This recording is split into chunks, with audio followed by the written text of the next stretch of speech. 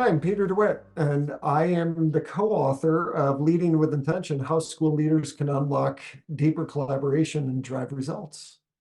And I'm Mike Nelson, co-author with Peter DeWitt, and we're excited to share just a little bit about leading with intention. So one of the things that happened is, last year Mike and I had been working together for a couple of years, and I looked at him and said, "You're pretty amazing. How about we write a book?" Because we had some good ideas around how to engage people for professional learning, but we also noticed that there's something missing. People didn't always know why they were in the room. So what we decided to do was we would start off the book by talking about leadership self-awareness, both internal and external. Because what we know is that if leaders understand how they are leading and they're self-regulating that kind of behavior, then that's going to make them stronger leaders. We also understood that when we looked at things like external self-awareness, it was about how people view us as leaders. Do they trust us? Do they think we have empathy for them? Do they think we're being our authentic selves? These are the core drivers of trust. And then we decided that one of the things we wanted to be able to do, because it was incredibly important, was to be able to talk about human interconnectedness.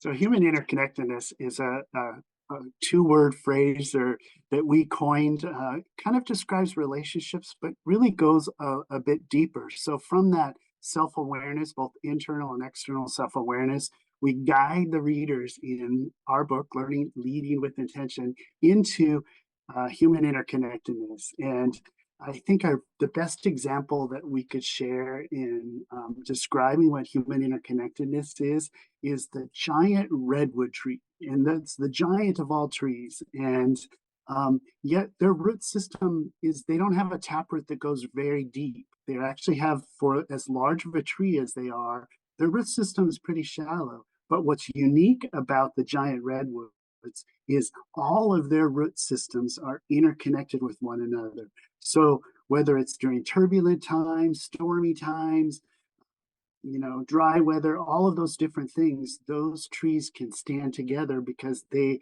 are so interconnected. And you liken that to people and leaderships and staffs and people in which you're working with. That's really what we believe is a great analogy of what human interconnectedness is and the importance of it when leading initiatives. One of the things that we really wanted to be able to do as well is, we know that people are leaving the teaching profession and they're leaving leadership and they want to feel connected to something greater. There's a lot of research that's showing us that. And we know from the self-efficacy research that anxiety actually diminishes self-efficacy, the confidence we have in our own actions. So the idea of leadership self-awareness, internal and external, and then tying it to human interconnectedness is really important, because people are used to just showing up to meetings where they're going to be talked at, as opposed to talked with, where they can share ideas. And the more we can get people to share ideas and walk into a meeting with one idea, but walk out with a better one and learn from one another, a lot like the way that Mike and I work together, the deeper they're going to be more connected to their school. A long time ago, there was research that came out in 1972 by Odutola.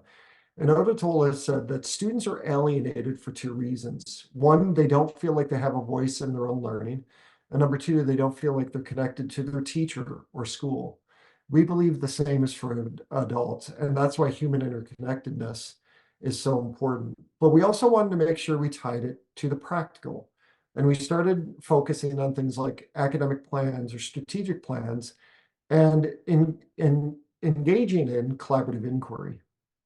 And so that collaborative inquiry, so if you think through that importance of that collaboration in the inquiry process and working in a network or a collective with and for each other and making that document come alive, we really thread that throughout the book. And then the book really concludes with here's really the key elements in almost a step-by-step process that we believe can guide leaders through a really solid way to lead with intention. So one of the important elements that Mike probably wouldn't talk about is that he is completely gifted as a gourmet chef. But there's more than just the gourmet chef, the food part of it that he finds really important. When you show up to dinner, you feel very special to be there. The way that the table is set, the thought that went into everything that's matching and the food pairings and all of that. Mike has the same philosophy for how we should show up to professional learning. So we will send out pre-engagement surveys with our learning intentions and success criteria, and we invite participants to think about their learning needs based on the content. And then when we're together, we use engagement tools that will allow us to get formative assessment during the sessions. And then afterwards, we do exit tickets. And within those exit tickets, we're asking very specific intentional questions that will help us understand how it went in the first place, but what we need to plan for the next time we're going to get together for learning. And I say that because that's what leading intention also has in the last couple of chapters. It's how do we actually set the table for our teachers and for educators so they feel welcome when they're coming into the spaces where we're learning and they're looking at that as a space to learn where they feel engaged. But they also know that their voices are heard. And they also, one of the things that Mike talks a lot about is the dash. What is happening with that learning, not just at the time we're together, although very, very important. It's in that space in between where they're trying out strategies in the classroom. And how are they connecting as a network to keep trying ideas and seeing how they're working and maybe why they're not. So the book ends by actually talking you through what professional learning can look like, where you can deeply engage people, you can offer them agency and elevate their voices, but we also offer a step-by-step plan of how this could look within your school or your district or your organization. So, leading with intention, it's chock full of incredible research, just incredible research that ties all of the elements that we've talked about together. It also is full of stories. So practitioner stories throughout, with each identified within each part of that book. And then the third element of the book really is you. We have places within the book in which the reader becomes the third author.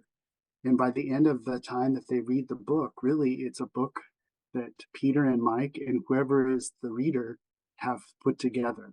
And so there's great prompts that guide the reader through this process, and we hope come out on the other side a more impactful leader for the people, their constituents, their staff, and ultimately making an impact for students.